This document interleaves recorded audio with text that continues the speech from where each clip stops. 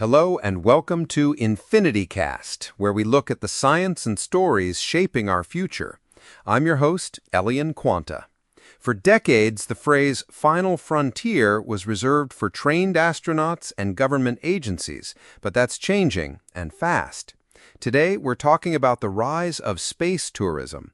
And to help us navigate this new cosmos of commercial travel, I'm joined by my co-host, Calyx Rowe. Calyx, welcome.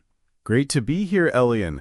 It's a topic that feels like it was pulled straight from science fiction, but the tickets are real and they are very, very expensive. That's the perfect place to start. We have these major players making headlines: Virgin Galactic, Blue Origin, and of course, SpaceX. From a tourist's perspective, are they all offering the same trip? Not at all, and the differences are key. Think of Virgin Galactic as a high-altitude spaceplane. It's carried up by a mothership, detaches, fires its rocket, and glides back to a runway. The experience is a few minutes of weightlessness and a stunning view of the Earth's curvature. Okay, so more of a glide into space. What about Blue Origin? Blue Origin is more of a classic rocket experience. Their New Shepard vehicle is a capsule that launches vertically, straight up. It crosses the Kármán line, the recognized boundary of space, and gives passengers a few minutes of zero-G floating around a cabin with massive windows before the capsule parachutes back to Earth. The booster, fascinatingly, lands itself. And then there's the giant in the room, SpaceX. They seem to be in a completely different league. Exactly. While Virgin and Blue Origin offer suborbital flights, quick hops up and down, SpaceX is doing orbital missions. We're talking about multi-day trips circling the Earth, or even missions to the International Space Station with their Dragon capsule. The cost, the training, and the duration are on a whole other level. You're not a tourist, you're a private astronaut. So that brings up the big question, accessibility. We're seeing ticket prices from $450,000 with Virgin Galactic to tens of millions for a SpaceX flight.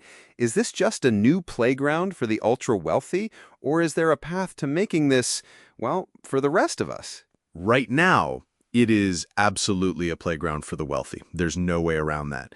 The argument from the companies is that this is the necessary first phase.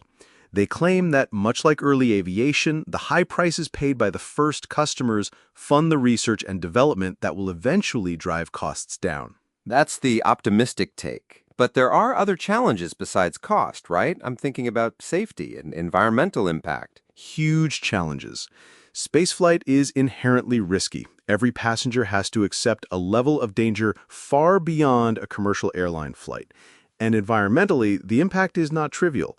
The carbon footprint per passenger on one of these flights is astronomical compared to any other form of travel. As the industry scales, that's a problem that will need a serious solution. So we have these incredible, almost dreamlike experiences being offered, but they're bracketed by immense cost and serious ethical and safety questions. Where do you see this going in the next decade, Calyx?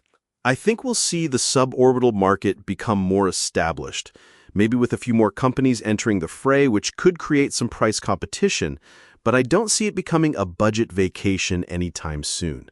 The real needle mover will be if these ventures lead to tangible technological spillovers that benefit society back on Earth. That's the ultimate justification for it all. A fascinating, complex, and exciting new era. It truly is the final frontier opening up, for better or for worse. Calyx, thank you for breaking it all down for us. My pleasure, Elion. That's all the time we have for today on EnfinityCast.